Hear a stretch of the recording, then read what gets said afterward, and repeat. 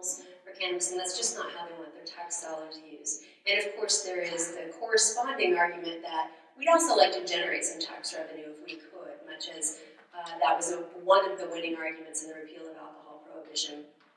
But the details of how the regulatory structure would work, how the rules would be established, all of the safety bumpers that were built into the initiative, while not important to the overwhelming number of voters, they didn't want to get into that granular level of detail, it was important to the people that we needed as validators for the campaign. So this was a campaign where we were not going to file an initiative until we had faces other than the ACLUs at the front of the campaign. And so we were very fortunate to draft an initiative that met the muster of one of our audience members, Seattle City Attorney Pete Holmes, who agreed to be one of the sponsors of the initiative, and also was found persuasive by former U.S. Attorney John McKay, federal prosecutor, who came into the debate as part of our public education campaign when we invited him to a town hall event and asked him the question of how he thought marijuana prohibition was working out at the federal level. And once he was a voice recognized in Washington media saying, we need to revisit these laws from top to bottom because it isn't working to try to treat cannabis use as a crime.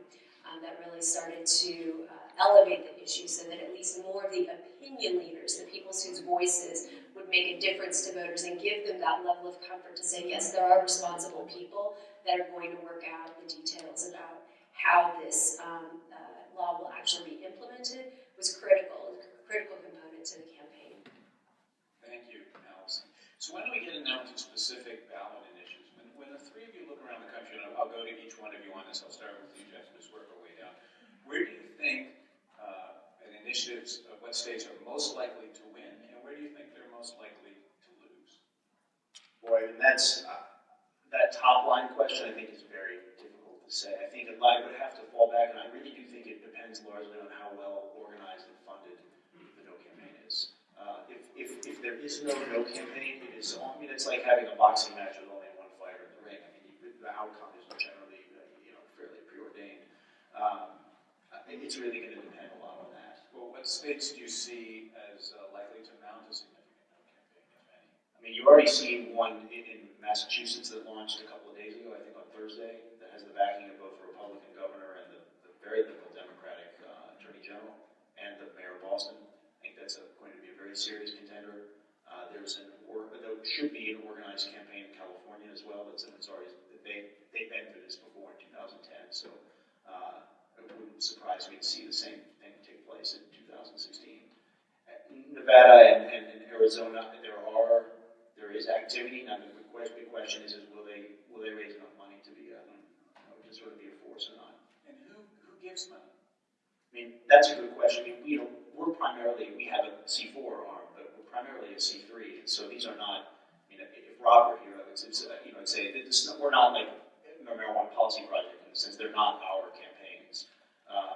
But oftentimes in Ohio, I can say is big donors were businesses who felt like they were going to have serious balance sheet losses because of impairment on the job, and they saw it as a real threat to their bottom line. The Chamber of Commerce was very active there, and I think there's hard data supporting that. And you see big increases in on-the-job accidents, both in terms of third-party liability, workers' comp claims, that kind of thing when you have impaired workers. So I think that's a big potential donor. So, Graham, how do you read the map? Where are we most likely to have legalization? Where are initiatives most likely to be rejected? Sure. Well, first of all, there are medical marijuana initiatives also. Right. Let's just focus on recreational for a minute, and we'll get back to medical. So recreational, the states that, Maine is a bit of a question mark right now because there was a action by the state Secretary of State to basically throw out the signatures of many of the people who had signed petitions to put it on the ballot. The lawsuit reversed that decision, but it still is a little bit in play, and so there's a small possibility it ends up not being on the ballot in Maine. But if it is on the ballot, I think it's very likely to pass. Likewise, Massachusetts, I think that the opposition from the elected officials that you just mentioned makes it harder.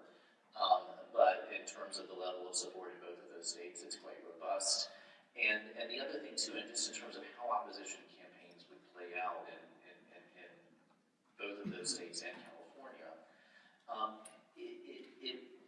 from the research that we've done, I would say 5 years ago, voters were much more volatile. They were much more likely to sort of say, oh, I hear this argument, yes, that sounds good. Oh, I hear this argument, no, that sounds really bad. Voter views have stabilized considerably, and so there's only a tiny, so my sort of third in the middle, most of that third has actually started to congeal around a particular position. And I think actually even with a very robust no campaign, you wouldn't see a huge amount of movement. I think that probably you would still end up being victorious. My view of the Ohio initiative is very different than yours. I don't think it was because of the no campaign. I think it was because it was a terrible initiative, and people knew that. I mean, most of the people who I consider my friends and allies thought it was a terrible initiative. I'm not sure I would have voted for it if I lived in Ohio. I think that thing really fell on its own weight.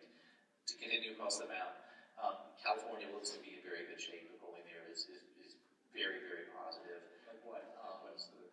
I mean, it's in the 60% range, and it's, and I'm referring to public polls here. I'm going to be careful not to talk here about any of the private polling we've done, but beyond that, it's also a very well organized campaign. It's a well funded campaign, and it is grounded on the work of the Blue Ribbon Commission that you participated in, Keith. I mean, I think that it really does rest on the foundation of some very, very good gathering of diverse views and opinions, and it's not, it doesn't 100% reflect the recommendations of the Blue Ribbon Commission, but it's very close to that, and having the backing of Gavin Newsom is important.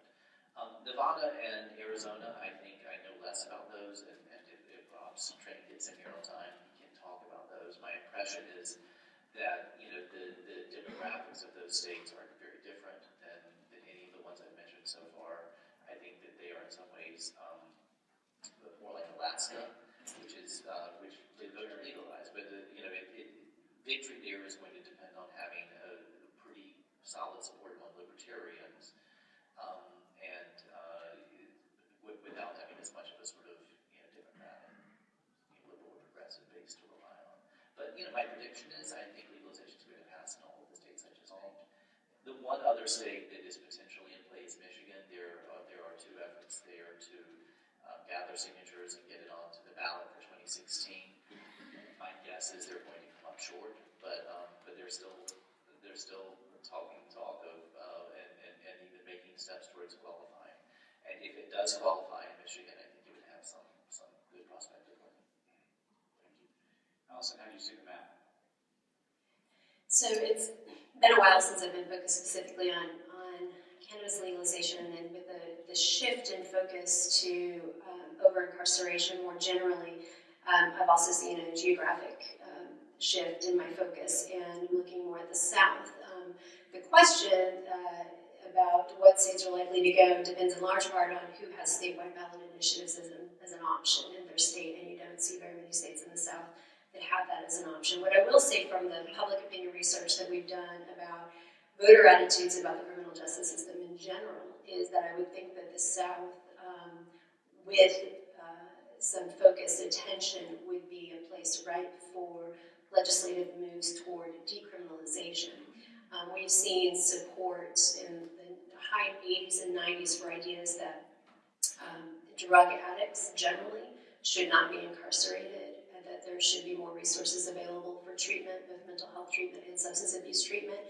And I think the DC race, Initiative 71 in 2014, is an interesting lesson, albeit we're talking about a smaller population than we have a lot of smaller populations in the South, but a very explicit racial justice-based campaign that had strong grassroots organizing attached to it was very effective. That was the strongest passing measure with a 70% majority that we've seen so far since we started to see legalization measures passing in 2012.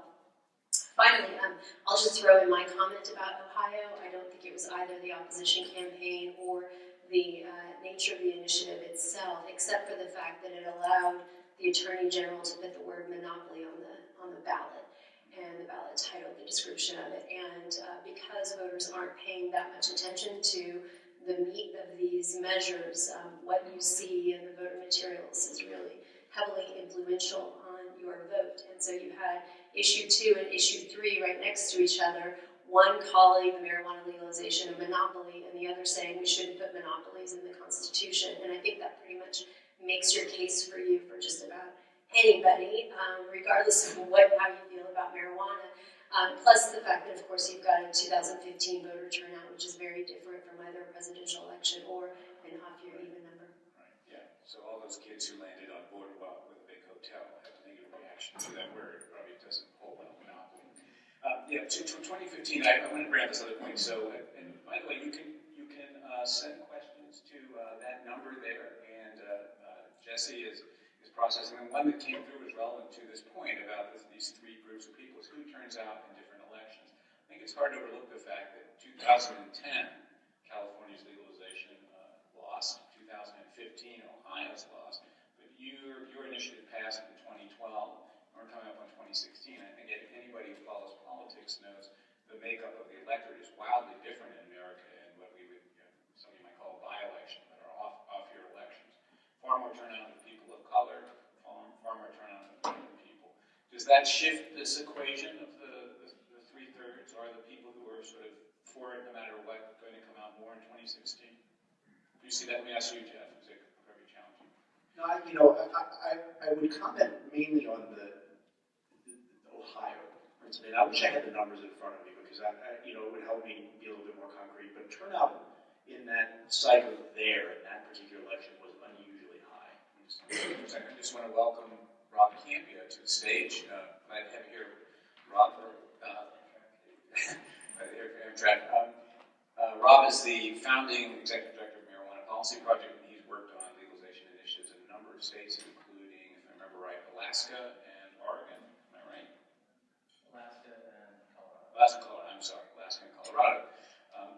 Glad to have you here, Rob. So, I'm sorry, Jeff, let's go back to you about the 2016 electoral makeup and how you see this playing out. Sure. It's a little hard to say. I mean, again, the turnout in Ohio was much higher than was predicted, at least. We think driven in some part because of the marijuana initiative, but again, that's sort of reading these tea leaves in hindsight. I think it's also important to point out that the crop of initiatives this year look very different from the ones that were passed in 2012, at least in their details. Now, again, a lot of it depends on whether you have an organized no campaign that is funded at minimum levels to get that word out. But I mean, you have very unusual initiatives this cycle as compared to the ones 4 years ago. Now, whether that makes a difference or not, I will be honest, I really don't know. I think we're going to find out more and more as these campaigns begin to get their messages out and there's more polling going on. And how about the rest of you? Do you look at this 2016 as the makeup of the electorate uniquely favorable compared to what you faced before? And anyone, Rob, you can start if you're coming straight off the train into a discussion. Please go ahead.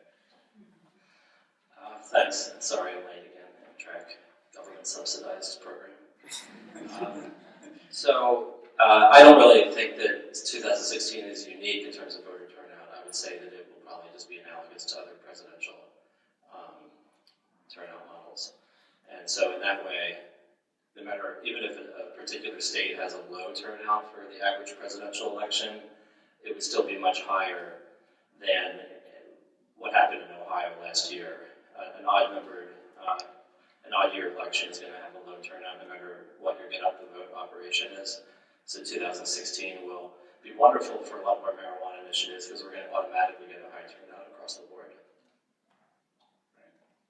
Allison, you want to comment on this? Yeah, I just wanted to comment, again, this goes back to the opposition campaign argument a bit.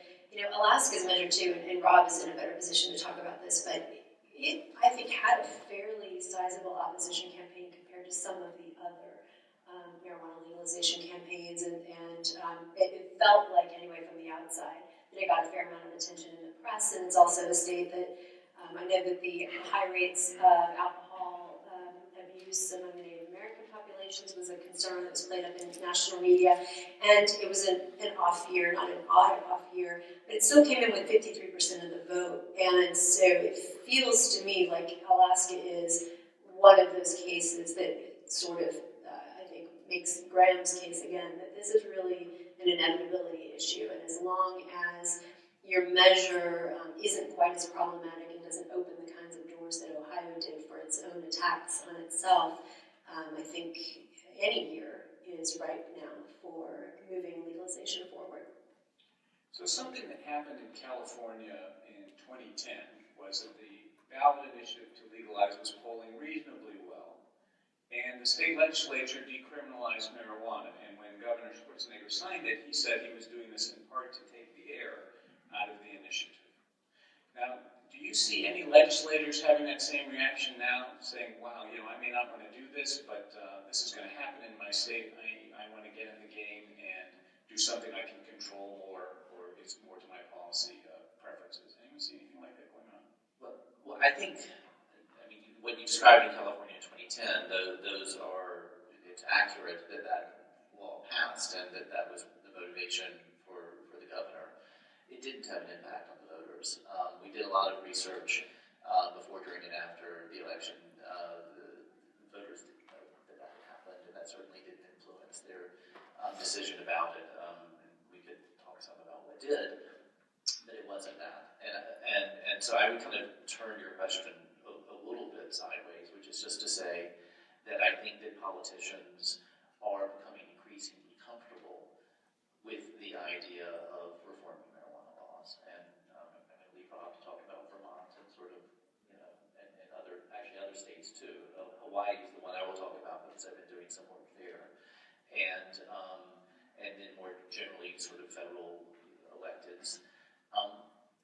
It's being destigmatized. It was, I'm thinking back to 2010 when talking to folks in DC about how do you get a conversation going about marijuana policy. And what I was told by some, very respectable inside kind of politics people in DC was anybody who brings up the topic of marijuana in a serious conversation is looked at as just being a buffoon. It is not a serious issue. It's a marginal issue that marginal people argue about on both sides. That's not true anymore.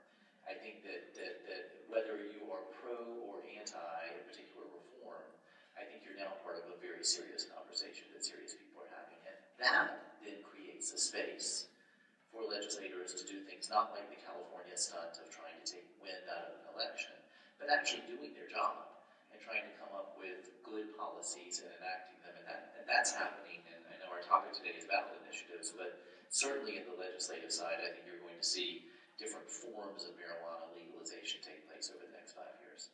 I think it's worth maybe just looking a little at legislation, particularly Vermont. Quite a bit has happened there. Let me get your perspective, Rob.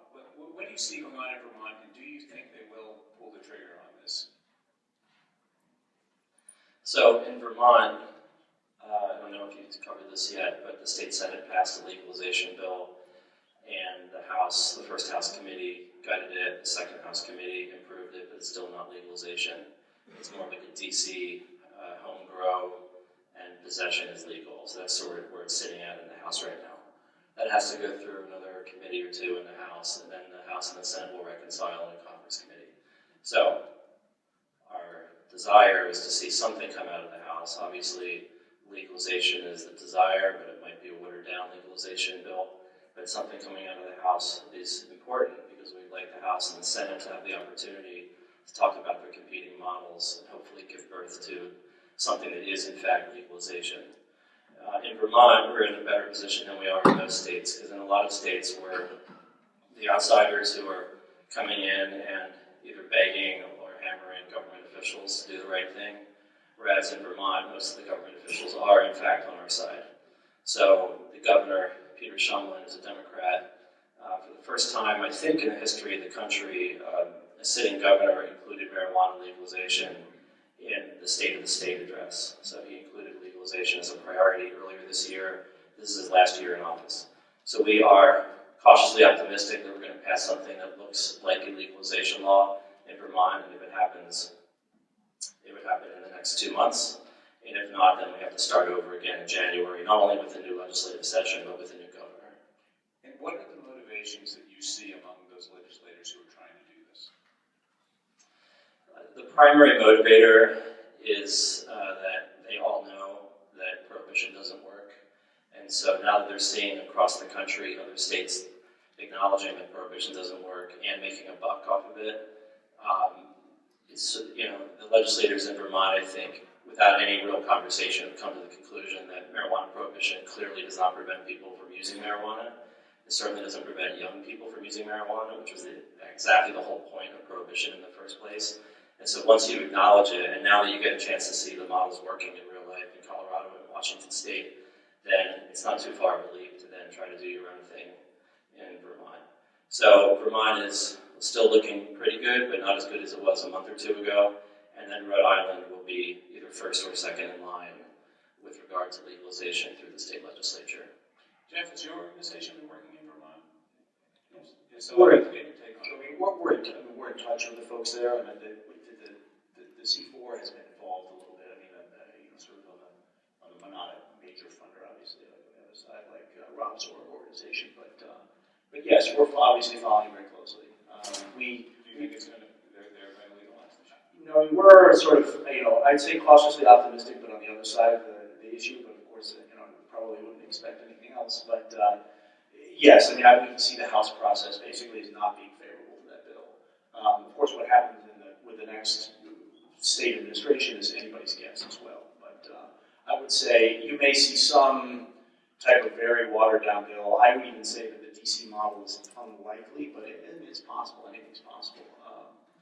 But we remain cautiously optimistic there.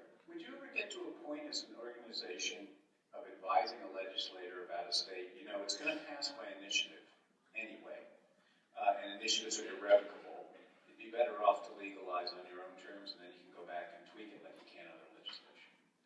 No, we don't recommend that for really the big reason that once you allow an industry to coalesce at the state level, whether it's done by initiative or whether it's done by through the legislature, it's very difficult to push anything back, and they just have way too much money and political power, and so you already see this in states where I was asking something different. So let's say the initiative's polling at 80%. So a state's going to legalize. Sure. So now you're talking to a legislator, and you can say, look, I hate this, but good government means trying to keep some control of this issue. You're better off passing a law than you are throwing this out to the voters. Do you think you would ever get to that point? We've never been in that situation. Frankly, we've never seen an initiative polling at 80%, et cetera. So not to sort of say, I'm not going to answer the hypothetical, but we would obviously not want to be put in that situation. It's not something that we would like to do. If we were put in that situation, I'm not sure, but I would be inclined to say no. We just think very principally, sort of on principle. So who's going to fund these initiatives? Initiatives are expensive, especially in California. So maybe I'll start with you. We'll go down. Who's going to put in the cash it takes to do television advertising, to tell the voter about the initiative and all that sort of thing? Keith, are you referring to the node or yes? I was actually, who's going to pay for the initiative? So yes, these are all legalization initiatives. Who's going to support legalization financially this cycle? Sure. I'm not going to put words in the mouths of the folks who actually know the numbers, but what we see is we see money coming in, obviously, from the marijuana industry, the existing marijuana industry. And Rob's organization has a capital campaign out right now, looking to obtain a percentage of the net margins of cannabis businesses across the country. We see it coming in from, we think, at least if I suspect, the alcohol industry in Nevada has something to do with it, since there is they get sort of a first-to-market advantage in part of the marijuana, the recreational marijuana market there through that initiative. And possibly, I would imagine the medical, some of the medical businesses in some of the states as well. But I would imagine that's a state-by-state thing, because in some states you see like in Massachusetts, the medical marijuana industry has largely come out in opposition, or at least the sort of prominent lobbyists have come out in opposition to the recreational initiative there, whereas in other states that hasn't been the case. So that would be my hunch. Of course, I don't have access to, their internal documents and everything, so I'm hypothesizing. I'll let each of you opine, but I want to ask Graham, because I know you advise individuals who contribute to this campaign, and I imagine some of them are in the business. Are some of them also not motivated out of political commitment? So this idea of big, nefarious marijuana industry being behind these initiatives is just wrong. The large majority of the funding for the initiative so far, and this will remain true in 2016, the large majority, overwhelming majority, comes from philanthropists who believe that our old policies are no good and that these new policies are better. Even if they themselves don't tend to invest, they have this as a libertarian social justice motivation. Absolutely, and they don't. I mean, the folks that I work with are not involved in the industry. I worked, until he passed away about 2 years ago, I worked for Peter Lewis, who was a founder of Progressive Insurance, a major donor to universities, to arts, and to a number of progressive political organizations, and was never involved in the marijuana industry and was never interested in being involved in the marijuana industry. Members of his family and other philanthropists who continue to support that work come at it similarly. They're genuine people, good-hearted people who have a vision of how the world could be a better place and use their philanthropy to advance that. Speaking even to the industry part of it, it is true that there is more industry involvement now than there was 2 or 4 years ago. I don't think that this is a bad thing. Because in fact, the people who are perhaps most against taxing, regulating, and legalizing marijuana are the people who are benefiting from a system of unregulated illegal marijuana. That is the illegal marijuana growers and sellers right now. There are certainly some who would like to come out of the shadows and into the light, as it were. But I think there are also, and you certainly see this in California, there are people who understand that they're going to be at a disadvantage. And so the industry people who are against it, I think are often people who prefer not to be playing by the rules. And from my point of view, and I would really encourage you and your folks to think about this too, it is a good thing to have industry actors who are ethical, who are committed to following the rules and playing by the rules. And yes, we live in a capitalist society and our campaign finance laws are what they are, and so they will participate in that. But it is not a per se bad thing. And in fact, I think that those of us who are involved in this work and who come at it from an ethical point of view are trying to engage with the emerging industry players to foster a ethos of being the good guys and a regulatory system that holds them accountable to do that. So I know the campaigns are going to wave the flag of evil industry is just like tobacco, but it's not fair and it's not true and it's not accurate. Do you think I'll let you back. Do you think philanthropists would stay engaged? I could imagine someone saying, I care about a lot of different things. I care about mass incarceration. I care about child poverty or removing lead from the soil. And this industry is going to provide this money. I think I'm going to move on and go to my other causes and let the industry, handle this from now. Why should I give my money? Because this is going to be taken care of. Well, I mean, look, at some point, I think that the public perception of inevitability is going to become true. And I think that as, when 10 or 20 or 30 states have legalized marijuana, and it's just a question of sort of continuing that process and doing it the right way, there will be some philanthropists who want to see it done the right way. But it's not sort of the battle of trying to win an election as much as it is the task of trying to make sure implementation and the sort of further states do it in the right way. And that's already happening. There are philanthropists who are investing money not just in trying to win an election, but in trying to see that implementation and documentation, data collection is done the right way. And I think that's terrific. So I think you're basically right, but I don't think that people are just going to walk away from it. What was your experience with this, Alice? Initiative 502 was funded entirely by almost entirely by people that supported the repeal of prohibition. Peter Lewis was a major donor. Of the other donors that contributed anything of 5 figures above, one was Bill Clapp, who runs an organization that provides microloans to businesses in Latin America and was very distressed by the impact of U.S. drug policy on Latin America. Harriet Bullitt, one of my favorite early donors of the 6-figure sum, she was old enough to remember alcohol prohibition and had a family member who was murdered in connection with prohibition. Rick Steves, a travel writer of Europe Through the Back Doors, heavily influenced by the very pragmatic harm reduction drug policies that he's come to understand from his travels abroad. And Floyd Jones, an investor, Seattle-based investor who grew up in Kansas, has long been invested in racial justice work. And is very concerned about the disparate impact on Black communities, and especially young Black men of marijuana law enforcement. He was a major contributor. And subsequently to Initiative 502's victory, made a very large grant to the ACLU of Washington to support broader racial justice and criminal justice reform. Thank you. So, Rob, could you tell us, how do you see the landscape? Your organization's negotiating, you worked in an era where there were no legal businesses, now there are. It's a new source potentially of money for you, but you also probably have to balance a lot of interests when you do that. So, how are you approaching that as an organization, and how do you hold the coalition together? So the revenues that flow through our coffers, well, let's talk about what money we do not get. So we do not get any government money, and we don't get any traditional corporate money. So the money is in 2 buckets. It's philanthropy and it's cannabis businesses. The amount of dollars we raise from the cannabis industry is quite small. I'm always amused, and I agree with Graham's remarks, that the money is really traditional philanthropists, whether they're $5 a year or $500,000 a year. That's really where the revenues have been and where they will continue to be this year.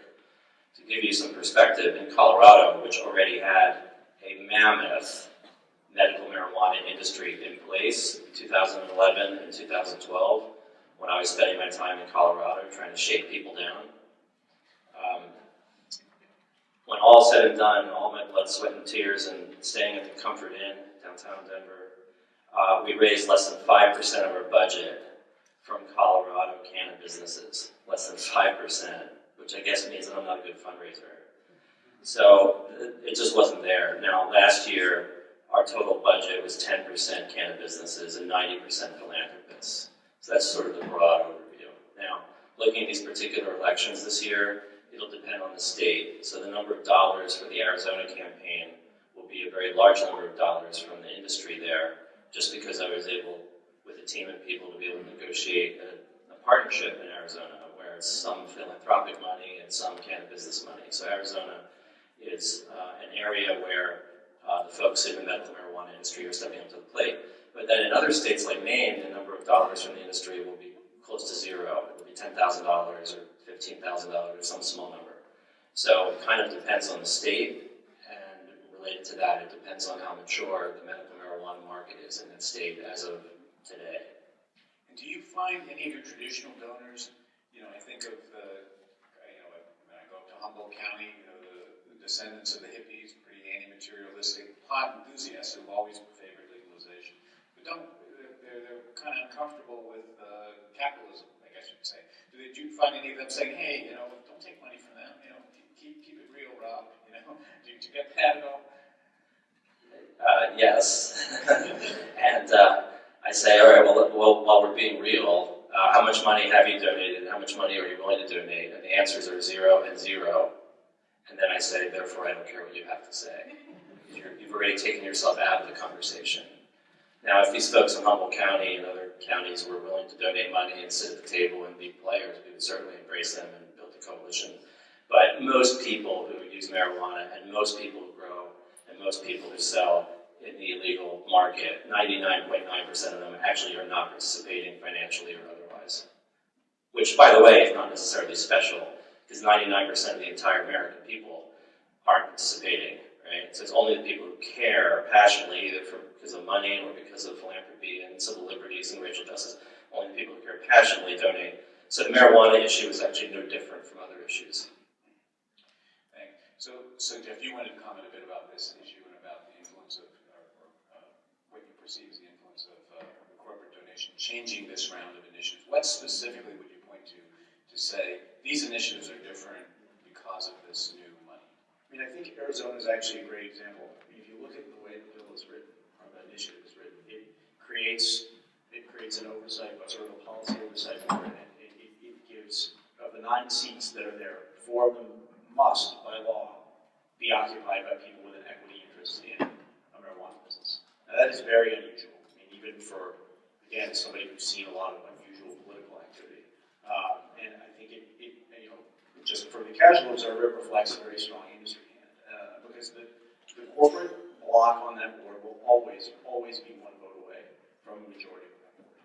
And so it's hard to say. I mean, Graham, I appreciate your thoughts about nudging people towards ethicality, however that's defined. But I do think, I mean, especially speaking from someone with a lot of experience, experience as a management consultant, et cetera, and someone who worked in sort of corporate legal field for a while, it strikes me as, frankly, I mean, it's just unrealistic.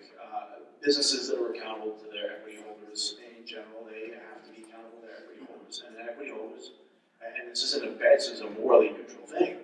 Equity holders generally want to, maximize the return on the equity that they've invested in their business. So it is perfectly natural for those businesses to want to stack the deck in terms of regulations. It is perfectly natural for them to do what they're trying to do in Nevada, which I find very interesting, where it will be not just illegal, but actually an arrestable, imprisonable offense in certain recidivist, in certain cases, to grow your own marijuana within 25 miles of a retail marijuana store, which effectively means if you have 1 marijuana store in the city of Las Vegas, you have another one in the city of Reno, it basically wipes out the home grow in any urban area in Nevada of any significant material size. Those are unusual things, and I think the devil is really in the details, and you need to look at sort of not what people say that they're doing, but what they're actually doing. And so, when you look at Arizona, you look at Nevada, and you look at Massachusetts, frankly, which has a similar situation. They have an advisory panel of 15 members that's supposed to be created at the government level, and 9 of them will effectively be controlled by industry representatives, the way that the bill is written.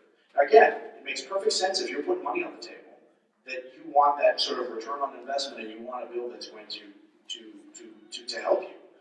So again, this is a very sort of morally neutral thing in the sense that it's perfectly understandable human behavior. But the idea that, and again, it's well-intentioned, I understand that, but the idea that a PAC can nudge that corporate behavior towards some sort of ethical standard, I think it just misses the entire way that businesses actually function in reality. So that's really just the point that I wanted to make. I'm not doubting your motives. I just think that it's frankly it's not the way that humans actually behave.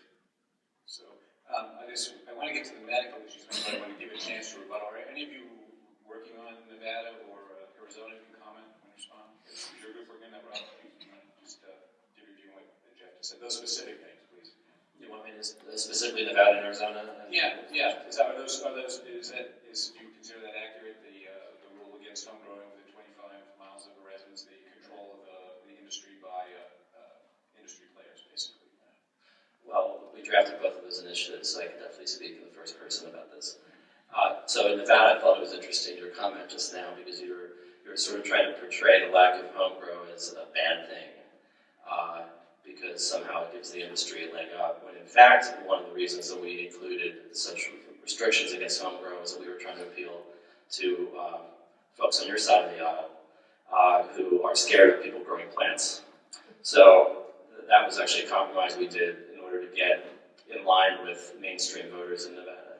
Now, in terms of the industry donating in Arizona and Nevada and presumably other states, this is not an instance where people are knocking on our doors and saying, hey, we have a bunch of money and we want to bribe you to write the initiative the way that we want. It's actually the reverse. I actually want to raise money from these folks, so I'm knocking on their doors. They usually ignore me the first time, so then we knock harder and eventually we get their attention and we say, we really want you to participate, not only because we want you to fund part of this campaign, but also policy perspective, if you're going to legalize marijuana, who do you want to be the folks who are going to be growing and selling marijuana for recreational purposes? You want to count on the folks who already are involved in the industry who already are doing that for medical marijuana. So there's a couple of advantages. One is you already know who the good players are, because if these people who are involved in medical marijuana businesses are bad players, they would have already gotten their licenses yanked. So you have good players, financially interested to make sure that the system works, and by allowing medical marijuana businesses to convert into recreational if they so choose, so we don't force them to, they can choose to, and they will choose to, you're able to then get legalization off the ground sooner, because you don't have to build new buildings and plant new crops and so forth. You could actually convert to legalization quickly, which is our incentive. We want to convert to legalization as quickly as possible in order to keep people out of jail ASAP. Thank you for that, Rob. We only have about 8 minutes left for discussion before we open it to questions. We haven't talked about medical initiatives at all. So let me pose a provocative question. Does medical marijuana matter anymore? Or was that really just a step in America's move towards legalization? I mean, you saw, during Prohibition, you were allowed to have alcohol for medicinal purposes. And you can go online and see Winston Churchill's prescription when he came to the United States that his doctor said was very important, that he had hard liquor at every meal. It's a way Americans feel more comfortable with drugs when they for medicinal purposes. And the medical system in California, and I think in Washington, were quite loose. I mean, it's sort of functioning quasi recreational. So now we get to the point where most Americans are comfortable with recreational. Is the medical important anymore, or will states just go, straight for the whole enchilada, so to speak? You're going to that? Anyone who wants to?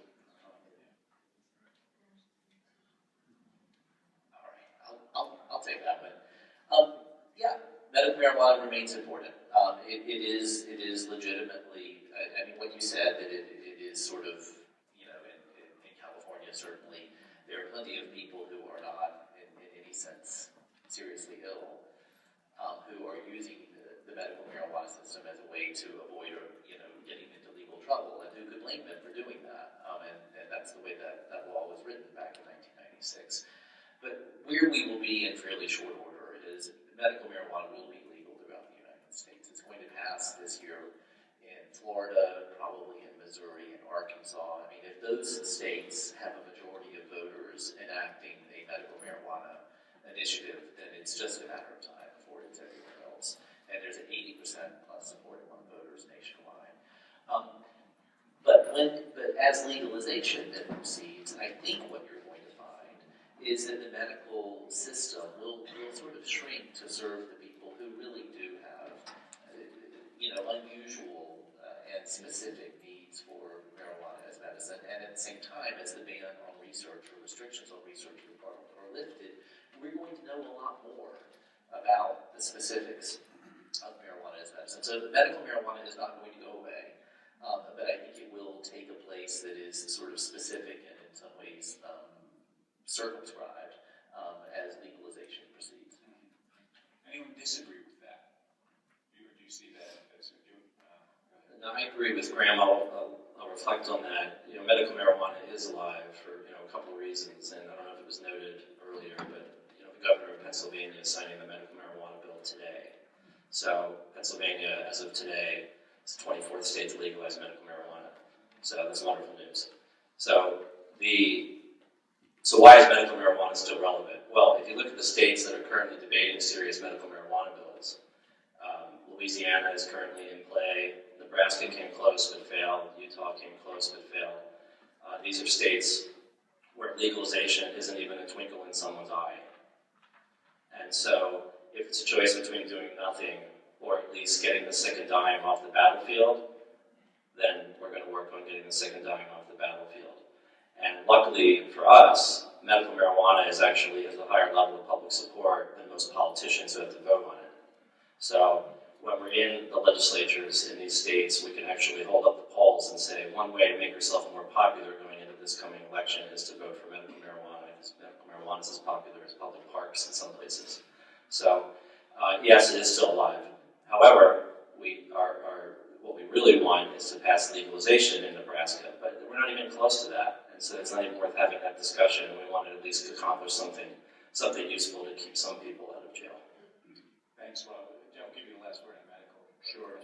Just a couple quick comments. I mean, obviously our organization does see it as effectively a stalking horse for recreational use, but just that to one side, really. I mean, it's sort of two things. I think in the longer term, you will see a real tension between a medical system and a fully recreational system, especially if it is legalized at the federal level. Just because once you have it available at a corner store, et cetera, without a prescription, for somebody who wants easy access to the, unless there's some sort of very skewed taxation regime where you can get the medical product more cheaply, people will just purchase it and self-medicate.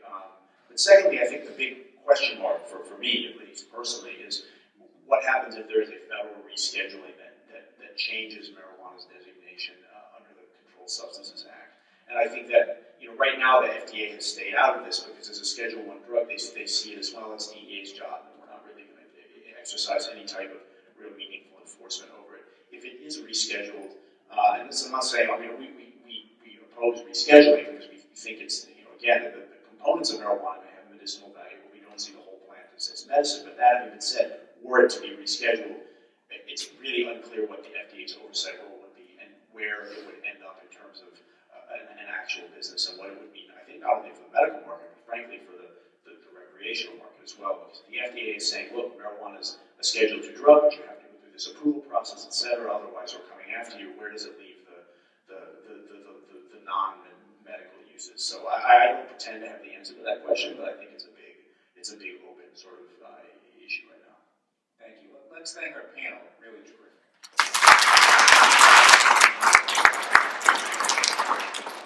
We're now going to turn to your questions, and the first question is to you, Allison.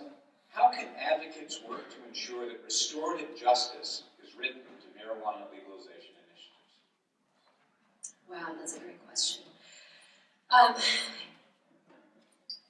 think when I think about restorative justice in the context of legalization, what I'm thinking about is what does the new marketplace look like? Because for cannabis legalization to be truly restorative, we have to focus on the communities that have been disparately impacted by prohibition. And those are Black communities, our communities of color, our poor communities.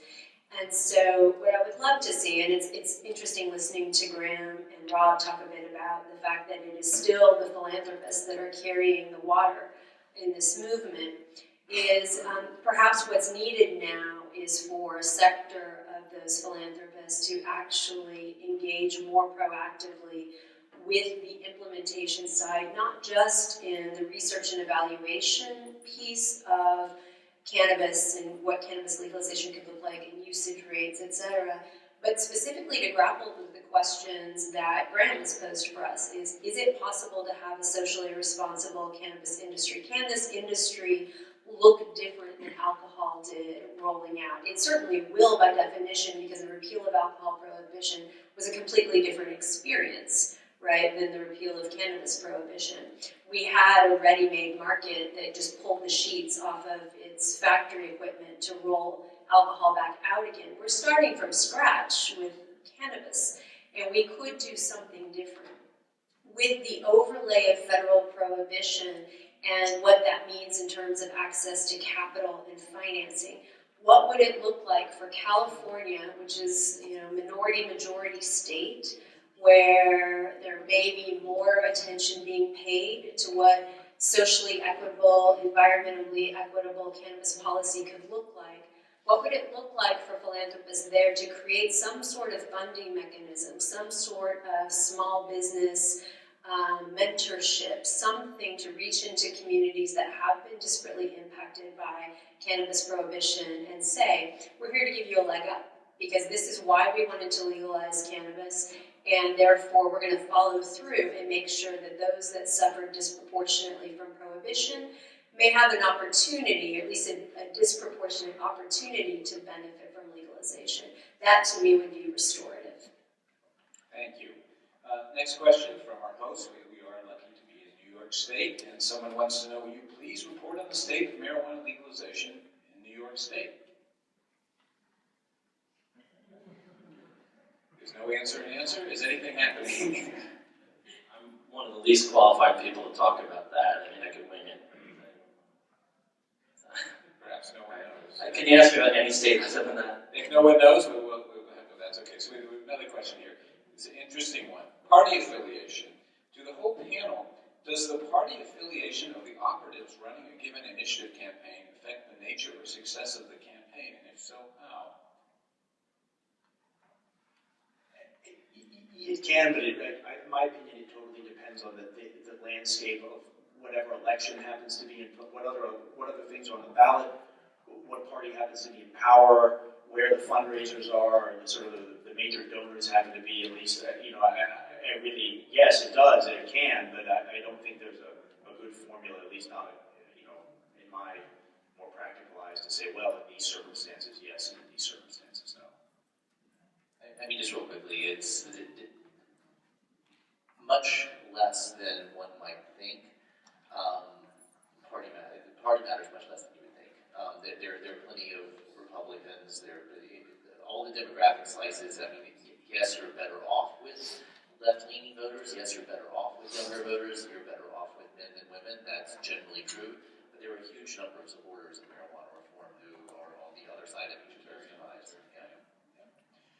Okay, here's another question. Of the states that have legalized, do you see anyone as the most influential model on other states?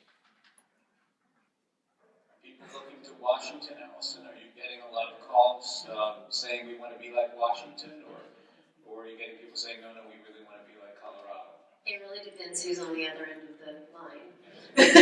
So, I don't think any of the base grassroots activists would say Washington is our favorite model. There are a number of... Because why? Because of I think in the beginning it was because of the per se DUI standard that was included in the initiative, and that confrontation existed from the beginning when the initiative was actually filed before it passed.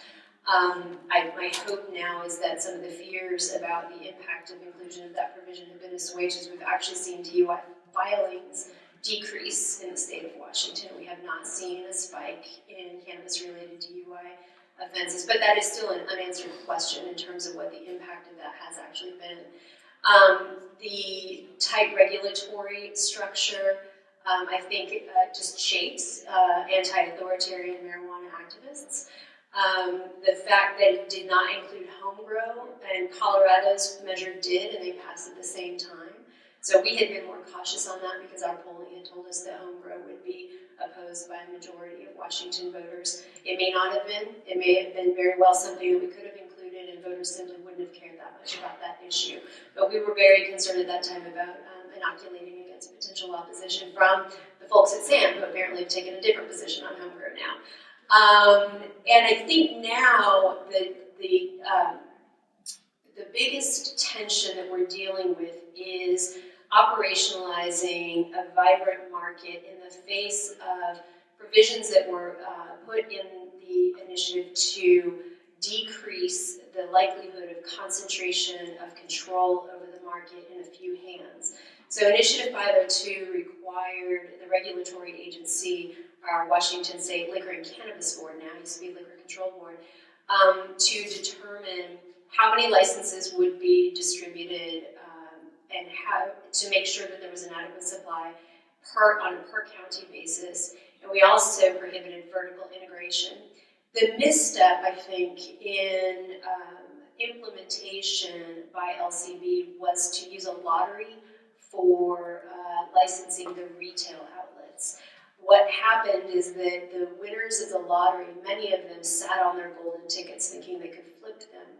And so we had inadequate opening of retail stores, which on the one hand drove prices even higher than they otherwise would have been, and then also put producers and processors in a place of being able to essentially, dictate the rules of the game. And so I think trying to figure out how you give everyone a fair shot at entering the marketplace, but then also give them a realistic shot, that balance is a little bit challenging.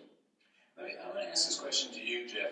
I know the organization opposed all these, but do you look at any of the states that legalized and said, well, I don't like any of this, but this is the one I hate the least? Right, no, I mean, I don't think we have sort of the, a list of, in sort of consecutive order of, this is, the thing we hate the most and the least. We just, we see it all. We frankly have yet to see a model that we think does not allow for just the domination of industry and the profit motive. And just what I assume is a misunderstanding. Sam is not supporting home grow in Nevada, but we just think it's very interesting that prohibition and the criminalization of home grows, specifically within a radius of retail outlets, we just see as a sign of heavy industry influence. But no, I mean, to answer your question, we don't have sort of favorites. I mean, we're still waiting for the day where we see a model that we think, wow, that really, prevents takeover by industry. All right, well, so the last question here is about change at the federal level, and it's good to bring this up because it is an election year. So 5 people are still left standing, in the presidential race. Have any of them said anything to indicate if they were president, they might make a dramatic change in federal marijuana policy? No. So what about in the Congress? When you look after the 2016 election, do you think there'll be a constituency in the House or the Senate to do something substantially different in federal marijuana policy? All right, well, before we jump off the presidential question, we don't care that much who's president, except on the margins. So Bernie Sanders clearly would be the best of the 5 who are currently standing of the 2 major parties, and then whoever the Libertarian Party candidate, probably Gary Johnson, the former governor of New Mexico, if he gets the nomination, he'll be wonderful. So, however, for as good as Bernie Sanders is, I think it would be actually more bad if Trump being the president, while annoying and entertaining to some people, isn't actually the problem on that side. It's actually if he has Chris Christie as the Attorney General. So Chris Christie as Attorney General is actually more bad for us than Bernie Sanders is good for us in the White House. This is my opinion. Because Chris Christie would, in fact, wake up in the morning trying to figure out ways to put marijuana users in jail. So that's my analysis of the White House and the AG. In terms of Congress, we are now on track with getting a series of amendments attached to various federal spending bills. There's the VA amendment, which the Senate Appropriations Committee just attached to the spending bill a couple of days ago. So that VA amendment is looking good, and I could explain it later if you want, if there's any time. And then there's the states' rights for medical marijuana, there's states' rights for legalization, there's a banking amendment, there's always some hemp amendments floating around, and then there's a 280E tax issue, which is not an amendment to the spending bill, but it's probably going to be more like a freestanding bill, or the problem gets fixed for marijuana businesses if marijuana is rescheduled to Schedule 3.